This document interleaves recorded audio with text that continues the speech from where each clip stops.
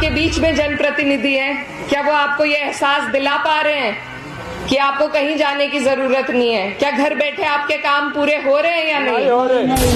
तो आज से हमारा पीडीए यही है कि पीड़ित व्यक्ति, दुखी व्यक्ति और इस सरकार के द्वारा प्रताड़ित और अपमानित व्यक्ति, हमने कभी धर्म जाति की राजनीति नहीं करी, हमेशा सबका सम्मान किया है, हमेशा सबको साथ लेकर चलने का काम किया है। इल्जाम उठाने का काम कर रहे हैं क्योंकि इसके अलावा भाजपा के पास कोई तरीका नहीं है आगे बढ़ने का, इस चुनाव के लिए वोट मांगने का। तो इस सरकार को, आपको और हमें, जो ना कुछ सुन सकती है ना कह सकती है, सिर्फ फरमान जारी करना जानती है। मेरी डेंटिंग पेंटिंग से अगर आपका कुछ लाभ होता हो तो मैं करवा दूंगी। दोस्तों, इकरा हसन जी ने दे डाली चेतावनी।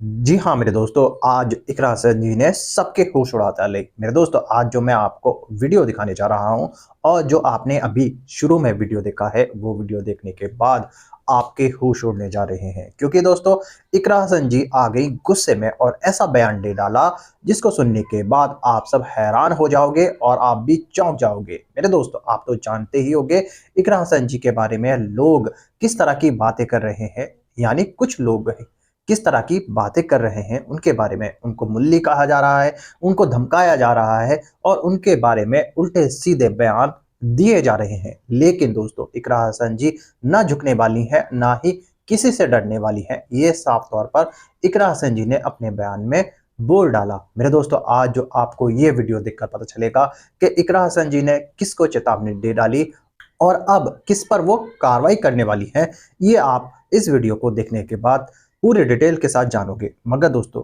मैं जो अभी आपको वीडियो दिखाने जा रहा हूं, ये वीडियो दिखाने से पहले मेरी आपसे गुजारिश है, आज का मेरा ये वीडियो पूरा एंड तक जरूर देखना और अगर आप मेरे चैनल पर नए आए हो, चैनल को जरूर सब्सक्राइब करना, साथ में इस वीडियो को ज्यादा लोगों में शेयर जरूर करना। चलिए दोस्तों, पहले आप ये वीडियो देख लीजिए, फिर आकर मैं आपसे बात करता हूँ। हर इंसान की पहचान कई तरह की होती है, अपने गांव से जुड़ी, अपनी भाषा से जुड़ी, अपने धर्म से जुड़ी, अपनी जाति से जुड़ी। इन पहचानों का सम्मान करना हमारा फर्ज है, हमारा कर्तव्य है। मैं जब विदेश से पढ़कर लौटी थी तो बहुत से लोग मुझसे पूछते थे कि आपकी बोली ऐसी क्यों है, लगता नहीं विदेश से पढ़ के आई हो। तो मैं यही कहती थी कि अपनी तरफ, अपनी जड़ों की तरफ आदमी का झुकाव जरूर होता है। मैं जहां से आती हूँ, यहाँ हमारी बोली खड़ी है, तो इसीलिए मेरी भाषा ऐसी है, चाहे कहीं भेज दो ऐसी की ऐसी ही रहेगी। अपने गांव से जो आपका रिश्ता है वो ऐसा ही रहेगा। एक आदमी की कई पहचानें होती हैं, उन पहचानों को हमें आपस में भिड़ाना नहीं है, उन पहचानों का सम्मान करके एक धागे में पिरोने की हमें जरूरत है। और ये धागा हमारे माननीय राष्ट्रीय अध्यक्ष अखिलेश यादव जी ने हमें तैयार करके दिया है पीडीए के रूप में। उसे आप पिछड़ा, दलित, अल्पसंख्यक समझे या मुझे तो आज बेहतर लगा जो राजकुमार भाटी जी ने बताया, क्या था जी, पीड़ित, दुखी और अपमानित।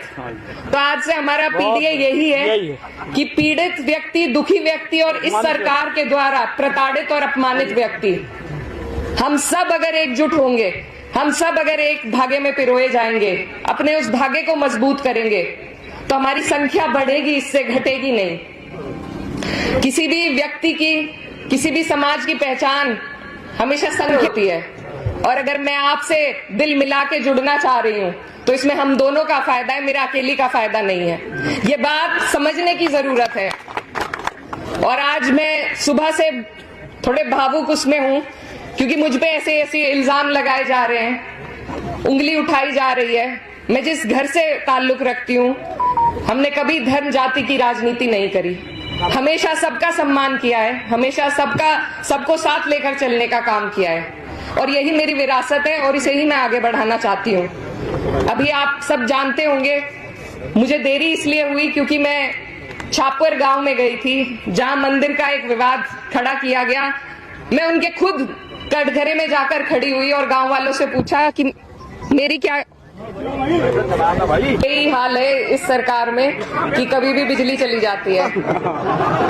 इतने बिजली घर दिए फिर भी समाधान अभी नहीं हुआ, तो और की जरूरत है हमें। एक बार और लाना पड़ेगा कि सत्ता में। तो मैं आपको बता रही थी छापुर की घटना, और मैं उस पर थोड़ा सा प्रकाश डालना चाहती हूँ कि कुछ लोग इस तरह के प्रोपेगेंडे बनाकर एक जो एकता इस समाज में आई है 36 बिरादरी में, उसको तोड़ने का काम कर रहे हैं, इल्जाम उठाने का काम कर रहे हैं, क्योंकि इसके अलावा भाजपा के पास कोई तरीका नहीं है आगे बढ़ने का, इस चुनाव के लिए वोट मांगने का। तो धीरे धीरे ये घटनाएं बढ़ती जाएंगी, आपस में भिड़ाने के काम होते रहेंगे। लेकिन मैं आज इस चीज से उभर कर आई हूं और आपको ये यकीन दिलाना चाहती हूं कि ये जो प्रोपेगेंडे बनाते हैं, ये ऊपर बैठकर एक कमरे में वो वीडियो चलाते हैं, लेकिन धरातल पर जो घटना है वहां के लोगों के मन में ऐसी कोई भावना नहीं होती। जिस गांव के ऊपर राजनीति चल रही है, मैं उसी गांव से अभी होकर आई हूं, उनके मन में ऐसी कोई भावना नहीं है, लेकिन उसका इस्तेमाल अन्य जगहों पर जाकर ये लोग करते हैं कि वहां ऐसा कर दिया, वहां उसने ऐसा कर दिया। तो मेरी आप सबसे हाथ जोड़कर अपील है, विनती है कि इनके बहकाए में आपको और हमें नहीं आना है। हमें अपने काम के मुद्दों पर अड़े रहना है, हमें बिजली, पानी, खाद के मुद्दों पर लड़ते रहना है। ये हमें अलग अलग करना चाहते हैं ताकि हम इनसे सवाल ना पूछ सके, ताकि हम इनसे इनकी काम का जायजा ना ले सके। नौकरियां, हमारे भाई आज बेरोजगार घूम रहे हैं, किसानों के क्या हालात हैं ये आपके सामने है। जब लोकसभा चुनाव चल रहा था तो कहा गया था कि गन्ने का पेमेंट 400 का कर देंगे, आज तक तो हुआ नहीं। तो इनके सारे बातें, इनके सारे वादे सब झूठे हैं। इन्होंने ना पहले कभी किया कुछ और ना आगे कुछ करेंगे। बहुत आसान है, क्योंकि समाज को बांट दो, कोई पूछेगा ही नहीं, आपस में लड़ते रहेंगे। तो इसीलिए आज जो मकसद है आपके बीच में आने का, वो ये जो होने वाली घटनाएं हैं उनसे पहले ही आप सबको सचेत करना है कि इन बातों में आपको हमें नहीं पड़ना है, हमें सिर्फ विकास की बात करनी है। अगर पटवारी के पास जाके मैं बिजली का कनेक्शन मांगने लगूं तो ये तो मेरी बेवकूफी है। जो जिसका काम है वो उसे करना चाहिए। नेता का काम जो है वही नेता से पूछा जाएगा, धर्म जाति का सवाल नेता से नहीं करना चाहिए। तो इसीलिए आप लोगों को जागरूक रहना है और इस मुट्ठी को बंद करके मजबूत करना है। और यहाँ से समाजवादी पार्टी को अगर आप मजबूत करेंगे, मैं कहती हूँ 10 साल हमने भाजपा को देख लिए, ऊपर भी नीचे भी, आज भी सब खतरे में ही है। तो हिफाजत होगी कब? ऐसा कौन ऊपर से उतर के आएगा जब इन्हें सुरक्षित महसूस कराएंगे ये सबको? ऊपर भी इनकी सरकार है, नीचे भी इनकी सरकार है, लेकिन फिर भी आप और हम बदहाल हैं। तो इस सरकार को, आपको और हमें, जो ना कुछ सुन सकती है ना कह सकती है, सिर्फ फरमान जारी करना जानती है। मेरी डेंटिंग पेंटिंग से अगर आपका कुछ लाभ होता हो तो मैं करवा लूंगी। सही बात। पानी तो फिर भी नहीं आना, बिजली तो फिर भी नहीं आनी, हालात तो झुके तू रहेंगे। तो इनके इन प्रोपोगेंडो से, इन बातों से उभर के हमारे बच्चों की शिक्षा, उनका स्वास्थ्य, हमारे युवाओं का रोजगार, हमारे किसानों का खाद, बिजली फ्री हो, ये हमारी मांगे हैं, ये हमारे इलाके की समस्याएं हैं। इन्हीं को हमें याद रखना है।